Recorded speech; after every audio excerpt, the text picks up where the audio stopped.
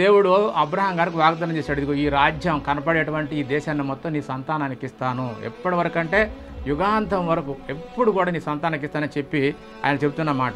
వారు 400 ఏండ్లు వీరిని శ్రమ పెట్టుదురు, వీరు ఎవరికి దాసులగుదురో ఆ జనమునకు నేను తీర్పు తీర్చుదును. తర్వాత వారు మిక్కిలి ఆస్తితో, మిక్కిలి బాగా గుర్తుపెట్టుకోవాలి, మిక్కిలి ఆస్తితో బయలుదేరి వచ్చెదరు అనే మాట ఇక్కడ దేవుడు అబ్రహాం గారికి వాగ్దానం చేశాడు. ఆ వాగ్దాన కాలము మరి పూర్తయిన తర్వాత మరలా వాళ్ళని తీసుకొచ్చి, ఇదిగో నీకు చూపిస్తున్నానే ఈ దేశాన్ని మొత్తాన్ని వారికి ఇస్తానని చెప్పినటువంటి దేవుడు వారిని మరి ఇడిపించేటప్పుడు దేవుడు వారికి ఏం చెప్పాడో ఆ మాటలు మనం చూద్దాము.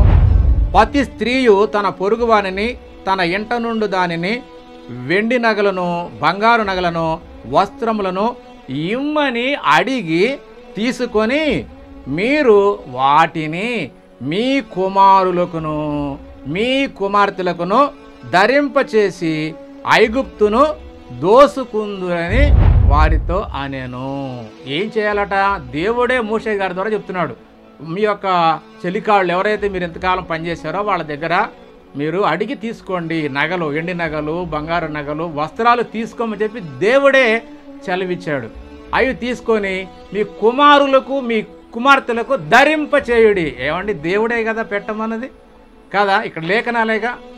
వారి యొక్క ఆభరణాలన్నింటిని కూడా వీళ్ళు తీసుకొని ధరించుకొని అక్కడి నుంచి వచ్చినట్టుగా మనకు లేఖనం ఇక్కడ తెలియజేస్తుంది. మొట్టమొదట దేవుడే ఇచ్చినట్టుగా మనకి ఈ లేఖనాన్ని చూస్తుంటుంది. అలాగనే ఏజ్గల్ గారి ద్వారా కూడా ఏమంటున్నాడంటే, మొట్టమొదట నిన్ను ఎవడో పట్టించుకున్నప్పుడు ఐగుప్తు దేశంలో ఉన్నప్పుడు అంతే కదండి, వారి మొర ఎవరు వినలేదు. వాళ్ళ ఘోరమైనటువంటి స్థితిలో వాళ్ళంతగా బాధించి దాస్యం చేయించుకున్నారు. అలాంటి వారికి నేను ఇలా మళ్ళీ మిమ్మల్ని అందరినీ తీసుకొచ్చి మిమ్మల్ని ఎలా స్నేహించి మీకు ఎలా బట్టలు వస్త్రాలు మిమ్మల్ని శుభ్రంగా కడిగి పరిశుద్ధంగా కడిగి నా దానిగా చేసుకున్నానే, నేను మిమ్మల్ని వివాహం చేసుకున్నానని చెప్పని ఒక స్త్రీని వివాహం చేసుకున్నట్టుగా ఇశ్రాయేల్ సమాజం అంతటి గురించి పోల్చి ఇక్కడ దేవుడు మాట్లాడుతున్నాడు యెహెజ్కేలు ద్వారా. ఆ మాట చూద్దాము. నేను మీ వద్దకు వచ్చి నిన్ను చూడగా ఇష్టము పుట్టించు ప్రాయము నీకు వచ్చి ఉండను కనుక నీకు అవమానముకు కలగకుండా నిన్ను పెండ్లి చేసుకొని, అంటే ఇశ్రాయేల్ జనాంగాన్ని అంతను కూడా ఒక సమాజంగా ఒక స్త్రీగా పోల్చి దేవుడు ఇక్కడ చెప్తున్నాడు, నిన్ను పెండ్లి చేసుకొని నీతో నిబంధన చేసుకొనగా నీవు నా దానవైతివి, అంటే నా స్వకీయ జనము నా దానవైతివి.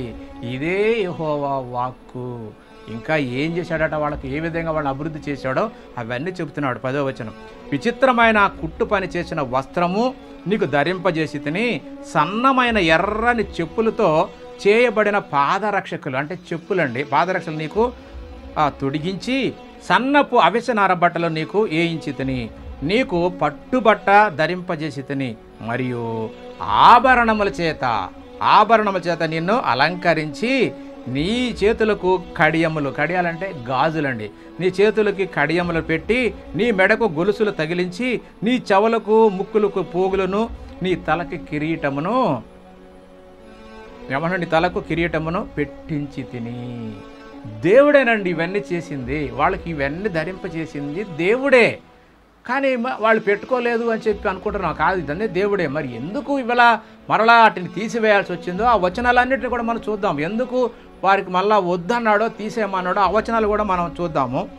ఇలాగూ బంగారుతోనూ ఎండితోనూ మరి నేను నిన్ను అలంకరించితినని చెప్పి మరి ఆయన చెప్పడం మనం చూసాం. ఇంకా ఏమంటున్నాడంటే, గోధుమలతోనూ తేనెను నూనెయు నీకు ఆహారముగా ఇయ్యగా నువ్వు మిక్కిలి సౌందర్యవతివి అయితివి అంటున్నాడు. అంటే గోధుమలు తినడానికండి ఆహారం, బట్టలే కాదు బంగారమే కాదు. ఇంకా ఏమంటున్నాడంటే, గోధుమను తేనెను నూనెను నీకు ఆహారముగా ఇయ్యగా నువ్వు మిక్కిలి సౌందర్యవతివైతివి రాణి యొగునంత అభివృద్ధి పొందితివి అని చెప్పి దేవుడు ఆ రోజున ఇశ్రాయేల్ను కూడా అంతగా వాళ్ళని ప్రేమించి వాళ్ళను రాణి యొగునంతగా, అంటే ప్రత్యేకంగా ఎన్నుకొని ఆయన సొంత జనాంగంగా నా పిల్లలు మీరు దైవపుత్రులు అని చెప్పి వాళ్ళకు మాటిచ్చి ఆ విధంగా వారిని దేవుని కుమారులుగా దేవుని పిల్లలుగా చేసుకున్నాడండి. అంత గొప్ప దేవుణ్ణి మనం ఇప్పుడేమంటే మనము అవి ధరించుకొని చక్కగా అందంగా కనపడితే దేవుడు ఓరవలేనోడు, లేకపోతే దేవుడు మరి అసూయ పరుడు అన్నట్టుగా ఈ రోజున క్రైస్తవులు దేవుని యొక్క మనసును పూర్తిగా మార్చేసి దేవుడు తీసేయమని చెప్పి అబద్ధ బోధలు చేస్తున్నారు. దేవుడు ఎక్కడ కూడా ఆయన పిల్లలు చక్కదనంతో సౌందర్యంగా ఉండడానికి ఆయనే ఏర్పాటు చేశాడండి. మనమే ఆయన ఇచ్చినటువంటి దాన్ని పోగొట్టుకొని ఆయన యొక్క కోపానికి గురి అయిపోయి ఆ మురుగుడు మరి ఆ రోత జీవితాన్ని జీవిస్తూ సాతాను యొక్క ఆలోచనలో పడిపోయి మనల్ని మనమే నాశనం చేసుకుంటున్నాం. ఆ రోజున ఇశ్రాయేలు ప్రజలు అదే చేశారు.